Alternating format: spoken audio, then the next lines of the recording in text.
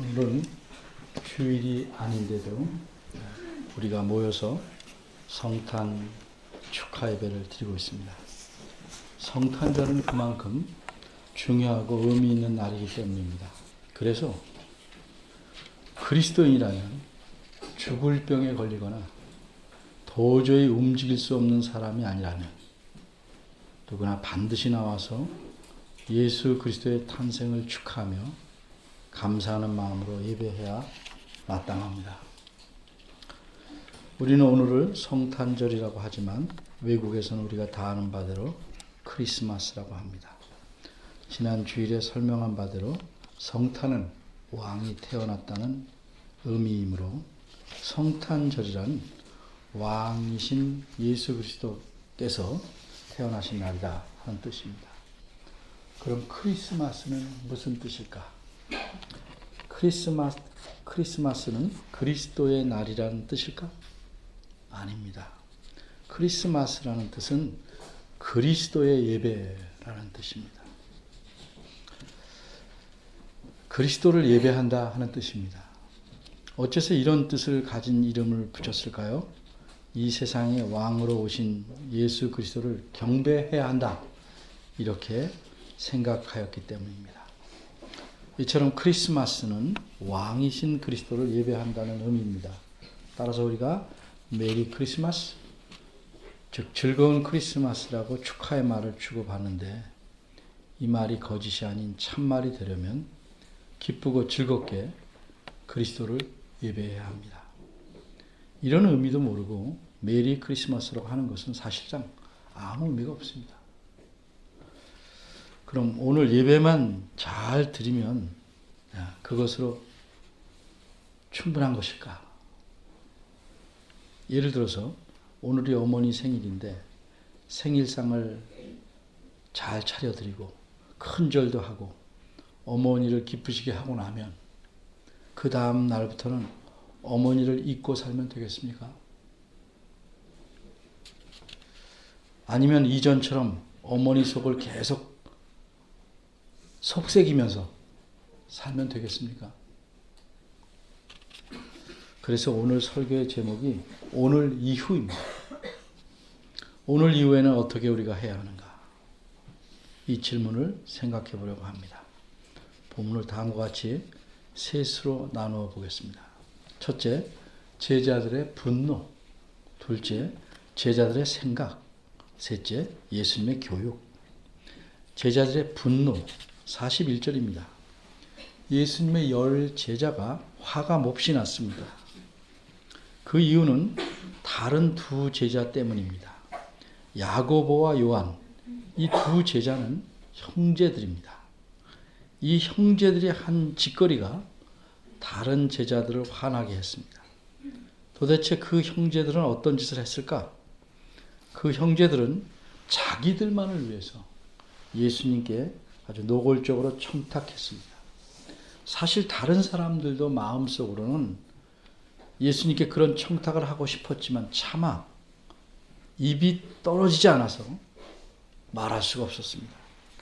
그런데 이 두 형제가 뻔뻔하게도 선수를 쳤습니다. 다행히 예수님께서 그 청탁을 들어주시지 않았기에 망정이지 만일 들어주신다고 말씀하셨다면 이 10 제자들이 가만히 있지 않았을 것입니다. 그럼 도대체 그 청탁이 무엇이고 그 청탁을 받으신 예수님께서는 어떻게 말씀하셨는가? 이 내용은 그 앞부분인 35절에서 40절에 자세히 나와 있습니다. 그래서 자세한 내용은 제가 생략하고 두 형제의 청탁에 대해서만 간단히 말씀드리겠습니다. 예수님은 제자들과 함께 예루살렘으로 올라가시는 중입니다. 그런데 도중에 두 형제가 예수님께 청탁하기를 예루살렘에 올라가시면 자신들 중 하나는 주님의 우편에 하나는 좌편에 앉게 해달라. 이렇게 부탁합니다. 그러니까 예수님의 양옆에 좋은 자리 2개를 모두 자기 형제들에게 달라는 청탁입니다. 남들보다 높은 자리, 높은 지위를 욕심낸 겁니다. 이로써 다른 열 제자가 분노하게 된 겁니다. 두 번째, 제자들의 생각.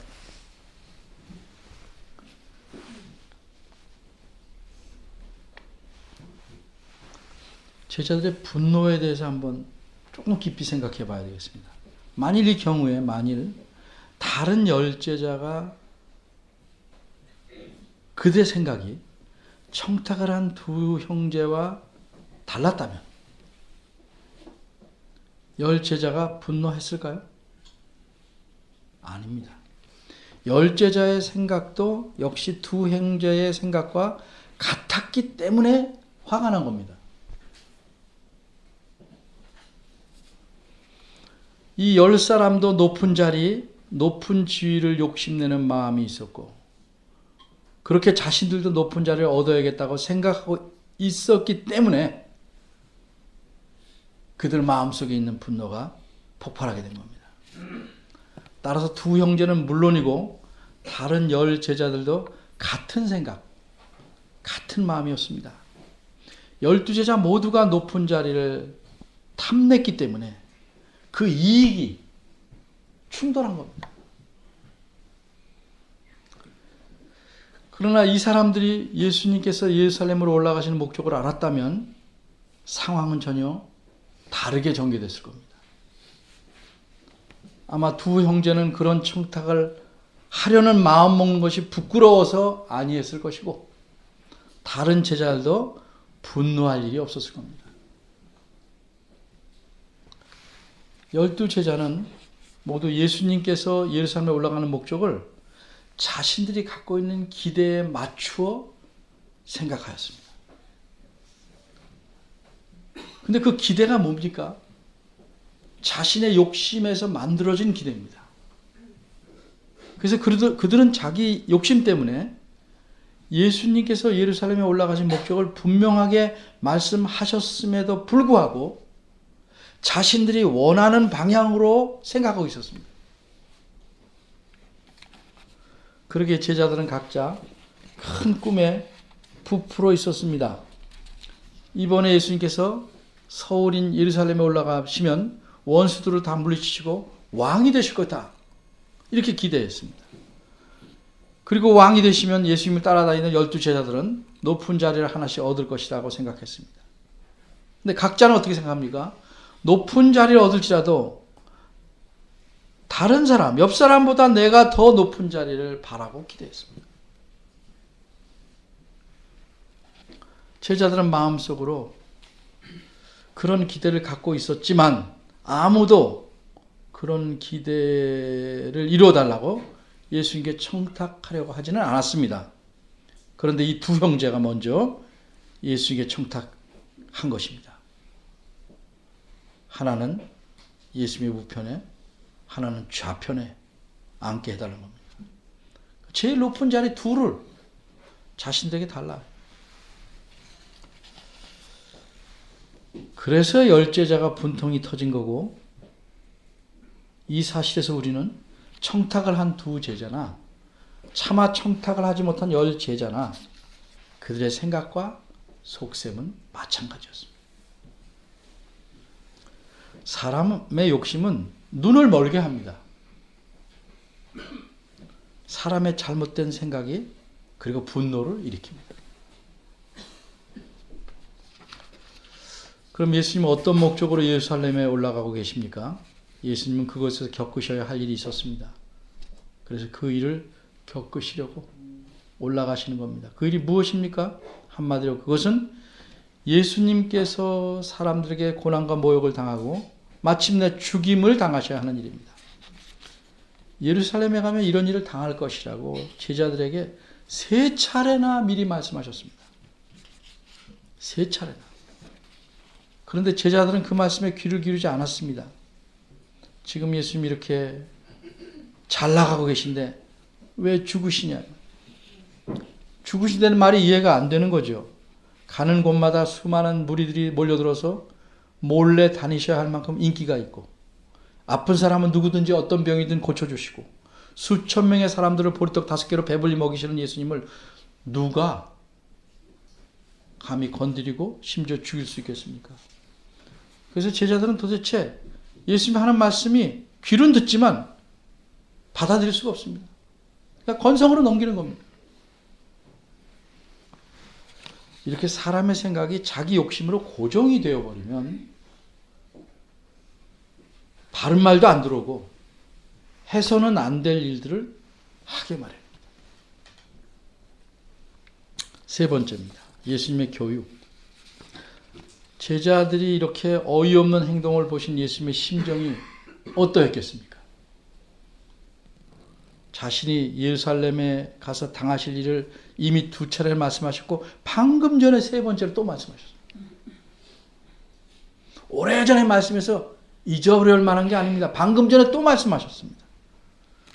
그러니 제자들의 이 기가 막힌 행동을 보신 예수님은 참으로 답답하고 안타까우셨을 것임이 틀림없습니다. 그런데 성경은 예수님의 이런 심정에 대해서 전혀 묘사하고 있지 않습니다.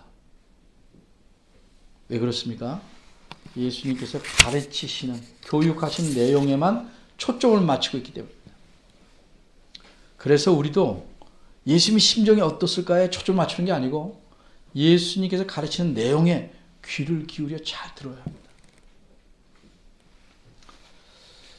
야고보와 요한 형제가 예수님께 나와 높은 자리를 달라고 청탁할 때 예수님 반응이 어땠습니까? 예수님께서 38절에 보면 이렇게 말씀하셨습니다. 너희가 구하는 것을 너희가 알지 못한다. 근데 이렇게 뭘 모르기는 이 두 형제뿐만이 아니라 다른 10제자도 마찬가지입니다. 만일 제대로 알았다면 이 10제자들은 그 두 형제의 청탁에 그렇게 분개하지 않았을 겁니다. 어이가 없겠고 오히려 안타깝게 여겼을 것입니다. 결국 예수님의 12제자가 모두 한 사람도 예외 없이 예수님이 하셔야 하는 중요한 일, 그 사실을 알지 못하고 있었습니다. 예수님께서 행하신 일들과 가르침을 몇 년간 듣고 보고 예수님과 함께 살았어도 정작 가장 중요한 사실은 몰랐습니다. 그것이 무엇입니까? 그것은 하나님 나라의 질서입니다. 그래서 42절에 보면 예수님은 이 중요한 사실을 분명히 다시 가르쳐 주시려고 12제자를 모두 부르십니다. 42절입니다. 예수님은 먼저 이 세상 나라의 질서에 대해서 말씀하십니다. 사람들은 모두 너나 할 것 없이 이 세상에서 태어났고 이 세상에서 교육을 받았고 이 세상 사람들이 사는 방식으로 살아가기 때문에 이 세상 나라의 질서가 마음과 몸에 철저하게 배어 있어서 이 세상 나라의 질서가 자연스럽고 마땅한 것이고 그래야만 한다고 생각하고 잘 알고 있습니다. 어느 시대나 마찬가지입니다. 42절 끝부분에 보면 너희가 알거니와 라는 말씀이 나오는데 이것은 이 세상 질서를 너희가 이미 잘 알고 있다 하는 뜻입니다. 제자들이 이미 이렇게 잘 알고 있는 세상 나라의 질서를 예수님께서 다시 말씀하는 목적은 무엇인가? 곧 이어 말씀하실 하나님 나라의 질서와 대조하시기 위한 겁니다. 이 세상 나라는 한마디로 힘 있는 사람들이 힘이 적은 사람들을 지배하고 부리는 그런 질서 체제입니다. 강한 자들이 약한 자들을 마구 누르며 지배하는 질서 체제입니다.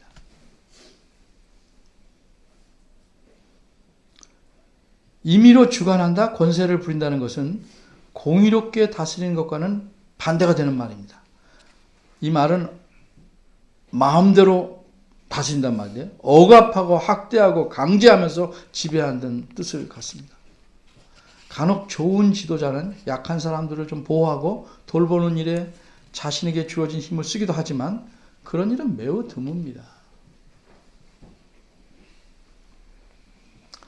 권력은 국민에게서 나온다고 하지만 일단 권력을 가지게 되면 그 사람들은 국민을 무시하고 제 마음대로 하기 있습니다. 이것이 이 세상의 이치요 힘을 가진 자들의 못된 버릇입니다. 그래서 사람들은 너나 할 것 없이 강한 자들이 되려고 합니다. 이 세상에 살려면 어쩔 수 없다고 생각하기 때문입니다.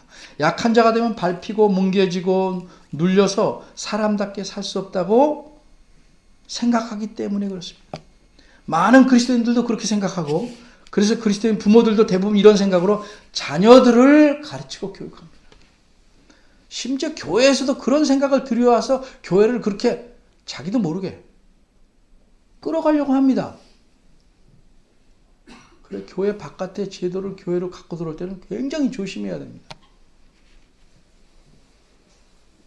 이게 성경에 맞는지, 이렇게 할 때 하나님의 나라의 질서가 유지되는 건지. 근데 교회 안에서는 어떻습니까? 모두 세상 질서에 익숙한 사람이라 하나님 나라의 질서를 행하려니까 부딪히기도 하고 부자연스럽습니다. 그러면 사람이 어떻습니까? 편한 방식으로 자꾸 하려고 합니다.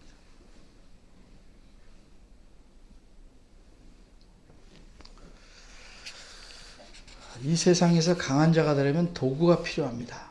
그래서 사람들은 온갖 방법을 동원해서 알맞은 도구를 얻어서 강한 자가 되려고 애를 씁니다.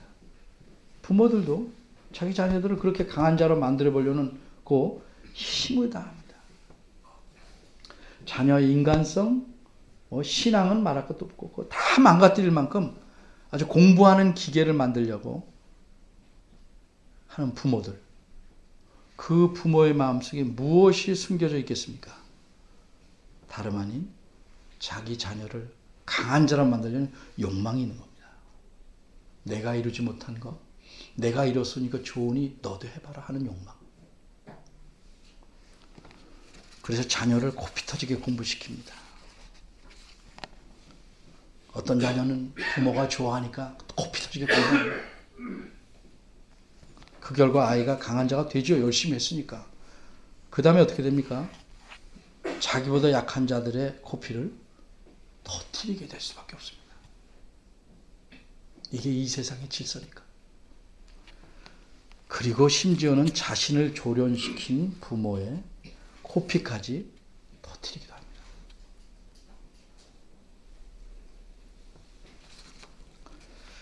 이와 같이 이 세상 질서는 한마디로 강자 생존의 질서입니다. 강자만 살아남습니다. 약한 자는 짓눌려야 하고 뺏겨야 하고 얻어맞을 수밖에 없는 현실이 이 세상의 질서입니다. 사실 강한 자가 되려는 목적은 이래야 합니다. 약한 자를 보호하고 도와서 사람이 살만한 공평하고 공정한 사회를 만들기 위함이어야 합니다. 그런데 그런 정신을 배울 곳이 없습니다.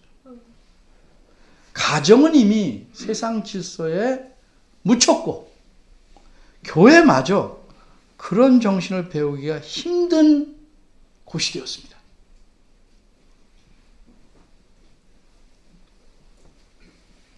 오늘날도 이러니 예수님 당시에는 이런 말할 수 없이 약한 자들이 살아가기에는 힘들고 괴로운 세상이었습니다. 43절과 44절입니다. 이 42절 앞구절에서 세상 나라의 질서를 말씀하신 후에 예수님은 하나님 나라의 질서에 대해서 말씀합니다. 너희 중에는 그렇지 아니하니. 이 말씀은 단지 12제자 사이에만 그렇지 않다는 뜻이 아닙니다. 예수님이 이 세상에 왜 오셨습니까? 크게 말하면 하나님 나라를 세우기 위해 오셨습니다. 그래서 예수님의 가르치는 가르침이란 건 근본적으로 본질적으로 하나님 나라에 관한 것입니다. 그리고 예수님의 제자란 이런 예수님의 가르침을 따르는 것이고 예수님의 제자가 된다는 것은 이 세상이 아니라 이 세상에서 살지만 하나님 나라에 속해서 그 질서에 따라 살아가는 걸 의미합니다.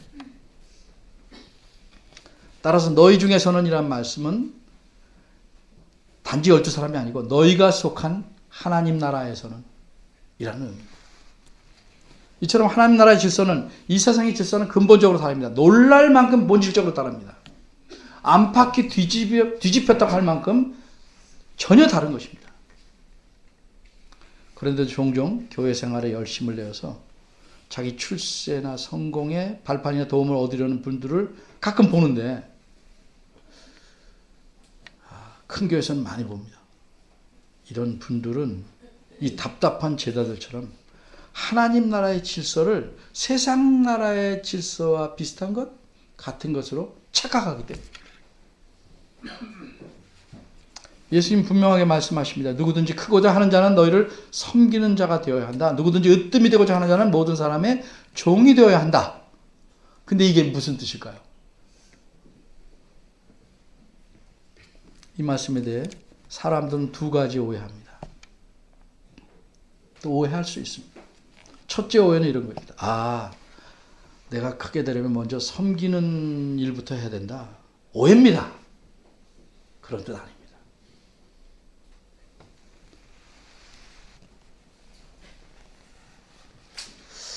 크게 되려면 먼저 섬기는 천한 일부터 하는 것이구나. 이렇게 생각하면 그건 정말 오해입니다. 둘째 오해는 이런 겁니다. 아, 하나님 나라의 질서는 세상 질서와 정반대구나. 이것도 오해입니다. 세상에서는 크고자 하는 자가 크는 것이고 섬기는 자는 아랫사람인데 그걸 뒤집어 말했으니까 하나님 나라의 질서는 세상 질서와 반대다. 정반대다. 다시 말해서 즉 섬기는 자가 높은 자고 섬김을 받는 자는 낮은 자라고 생각하는 오해입니다. 이렇게 생각하니까 뭐예요? 아, 그러면 난 낮은 자가 돼서 섬김을 받겠다. 이렇게 생각할 수 있지 않겠어요? 오해입니다. 두 가지 다 오해입니다. 그럼 예수님 말씀의 뜻은 무엇입니까? 한마디로 하나님 나라의 질서는 이 세상 나라의 질서와 완전히 다르다는 겁니다. 하나님 나라에서는 계급의 높고 낮음이 없다는 겁니다. 어째서 첫째가 꽁찌가 됩니까? 그건 계급이 없다는 겁니다. 그런 계급적인 질서가 없다는 겁니다. 쉽게 말하면 다 수평적이라는 겁니다. 그리고 하나님 나라에 속한 자는 누구나 섬기는 자야 한다는 겁니다. 그래서 많은 사람을 섬기면 섬길수록 하나님 나라에서는 존경받는 사람이 되는 것이고 모든 사람을 섬기는 사람이야말로 가장 존경을 받을 만한 사람이라는 의미입니다. 그런데 높아지려고 섬기는 게 아닙니다. 섬기는 것이 하나님 나라의 삶 그 자체이기 때문에 감사하며 기뻐하며 섬기는 것뿐입니다. 교회에서 왜 섬깁니까? 뭘 바라고 섬깁니까? 그건 세상 질서에 속한 생각입니다.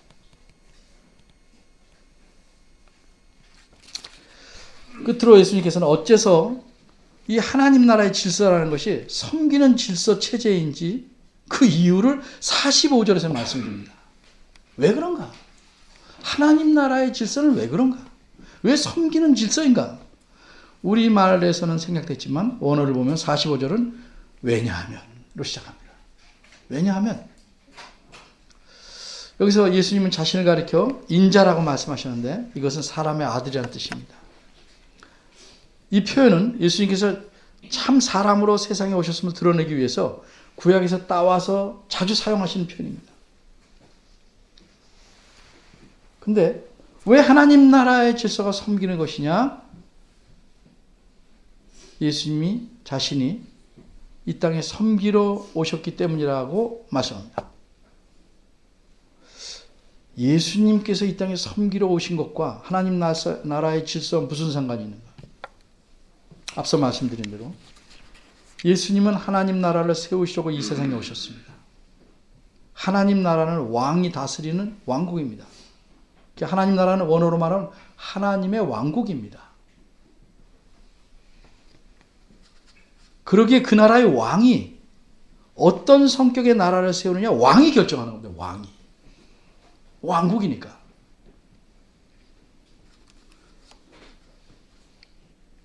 왕 자신이 섬긴다 하는 건 그 나라를 섬기는 나라로 만든다는 겁니다. 왕 자신이 섬기는 사람들로 이루어진 나라를 세우시려고 이 땅에 오신 겁니다. 왕이면 응당 섬김을 받아야 할 텐데 불구하고 왕은 오히려 섬기려고 이 땅에 오셨다고 말씀합니다. 그 이유 때문에 왕이 다스리는 이 나라는 하나님 나라는 자신의 나라는 섬기는 나라라고 합니다. 왕이 그 나라의 질서를 규정하셨습니다. 근데 얼만큼 섬기시는가?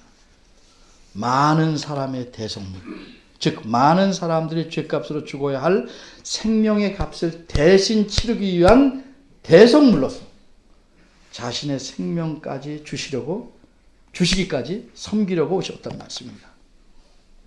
이렇게 자신이 생명을 주셔서 건져낸 사람들로 만들어 가시는 나라가 하나님 나라예요.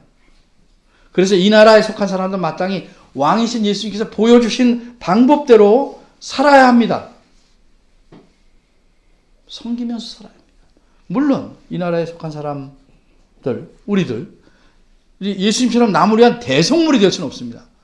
그건 물론 왕이신 예수님만이 행하신 독특한 임무입니다. 그렇지만 이 나라에 속한 예수님의 백성들, 예수님의 제자들은 반드시 섬기는 자로서 인생을 살아가야 합니다. 이것이 예수님의 가르침입니다. 이것이 예수님께서 제자들에게 다시 한번 분명히 가르친 하나님 나라의 질서에 대한 교육입니다.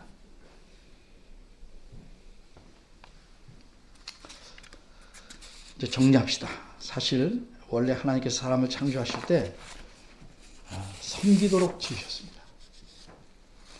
제가 누누이 기회가 있을 때마다 설명했습니다. 창세기 1장 26, 28절에서 다스린다 하는 의미는 섬긴다는 겁니다. 왜 그런지는 누누이 설명했습니다. 그런데 사람이 타락함으로써 어떻게 됐습니까? 섬기는 일을 멈추고 그 대신 남을 지배하고 억압하게 된 겁니다. 따라서 예수님 믿어 그리스도인이 된다는 것은 원래 하나님께서 의도하신 인간이 되는 겁니다.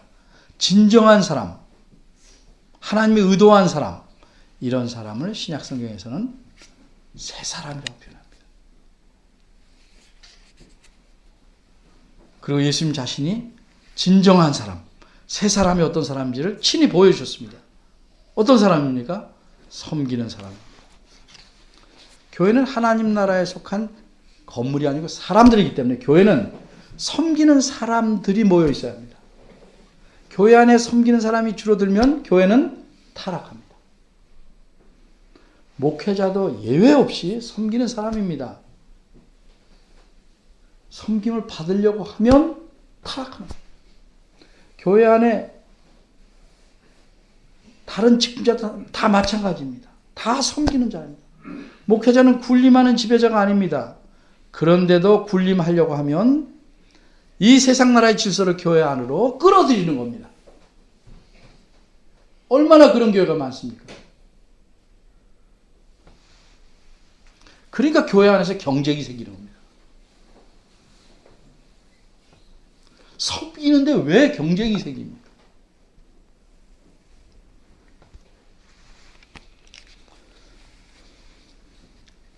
직분자가 되는 것은 목회자를 포함해서 계급이 오르듯 승진하는 것이 아니고 섬길 수 있는 폭을 넓혀주는 겁니다.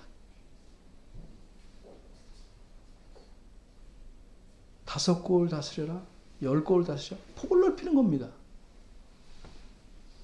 더 폭넓게, 더 많이, 더 성실하게 다른 교우들을 섬기는 자리에 놓아주시는 게 직분자가 되는 겁니다.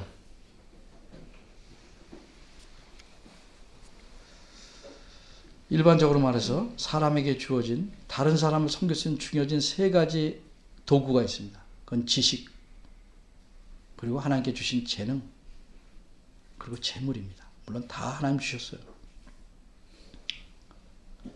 그런데 이런 것들에 뛰어난 이들이 종종 교만합니다. 자신을 자랑하려고 합니다. 왜 그렇습니까? 뭘 몰라서 그렇죠. 왜 교만하고 왜 자랑하려냐? 자식을 통해서까지 자랑하려고 합니다. 그리스도인이 무엇인지, 교회가 무엇인지 제대로 모르기 때문입니다. 그렇게 모르는 상태로 수십 년을 교회 다니고 죽는 사람이 너무 많습니다. 안타깝지 않습니까?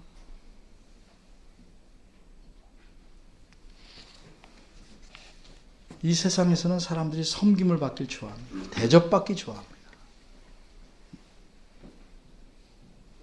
그러나 우리는 섬기길 좋아합니다. 왜? 그것이 하나님께서 우리를 그리스도 안에서 하나님 나라로 부르신 목적입니다. 대접받고 섬김받기보다 섬기는 자가 애를 써요. 남이 나를 알아주는 거 바라지 말고 내가 남을 알아줍니다. 그게 섬기는 겁니다. 하나님께서 그리스도 안에서 새 사람으로 우리를 지으신 것은 섬기는 자로 살아가라. 그렇게 하기 위함입니다. 한번 스스로 살펴봅시다. 우리 가까운 곳부터 살펴봅시다. 어딥니까? 각자의 가정입니다. 각자의 가정을 봅시다. 저 여러분 전부가 열심히 할 일을 하며 살아갑니다. 그런데 어떤 마음으로 그렇게 하느냐는 거죠. 어떤 마음으로 열심히 사냐예요. 아주 쉽게 말해서 어떤 마음으로 뼈 빠지게 일하고 살아가냐는 거죠. 하나님 말씀대로 예수님처럼 섬기는 사람으로 살려는 마음으로 그렇게 하는 것인가? 아니면 내 마음 뜻대로 남편이나 아내나 자례를 통제하고 내가 관할하기 위해서 그렇게 하는 것입니다. 교회에서도 마찬가지입니다. 어떤 마음으로 봉사하고 일하며 행동하십니까? 섬기는 마음입니까? 사람답게 산다는 것은 강한 자나 높은 자가 되는 게 아닙니다. 그러면 그렇게 안 된 사람은 사람이 아닙니까? 사람답지 못합니까?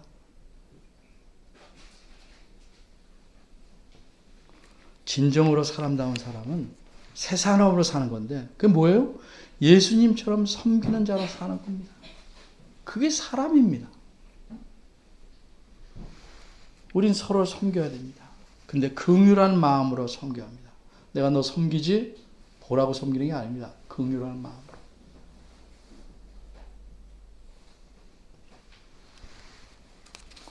또 우리 주위에는 이 세상에는 약한 자들이 너무 많습니다. 우리가 그들을 섬기지 않으면 그들은 쉽게 강한 자들, 높은 자들의 밥이 됩니다. 가정과 교회가 하나님 나라를 확장하는 중요한 역할을 하는 전초 기지입니다. 이 기지를 빼앗기면 하나님 나라는 줄어든 겁니다. 그러기에 가정에서도 교회에서도 우리가 섬기는 사람으로 살아가야 합니다. 그래야 우리 자녀들도 어떤 사람으로 하나님 나라에서 살아가야 되는지를 배우게 됩니다. 우리가 그렇게 살면 하나님 나라 넓어지고 하나님의 다스림이 곳곳에 미칩니다. 이것이 먼저 그의 나라와 그의 의를 추구하는 말씀에 따르는 삶입니다. 오늘 이후로는 이전처럼 살지 말고 예수님처럼 신실하며 섬기며 살아가겠노라 다짐하고 살아가시기 바랍니다. 이것이 크리스마스를 맞이한 우리의 다짐이어야 할 것입니다. 기도하겠습니다. 저희를 위해 자신의 독생자를 주신 하나님, 깊고 높은 사랑에 감사합니다. 그리스도께서는 왕이심에도 불구하고 비천한 자리에서 태어나셨습니다. 그리고 평생토록 가난하고 비천한 사람들을 돌보시며 그들의 친구로 사셨습니다. 이런 그리스도를 우리 주님으로 섬긴다는 것은 참 영광된 일인데 우리는 오히려 입으로는 그리스도 섬긴다 하지만 부유하고 높은 지위의 삶을 바랍니다.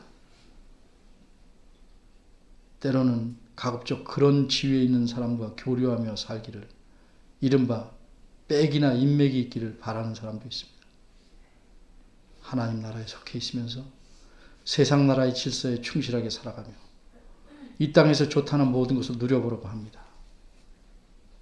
저희들의 무지함을 용서해 주시고 마음을 고쳐주옵소서.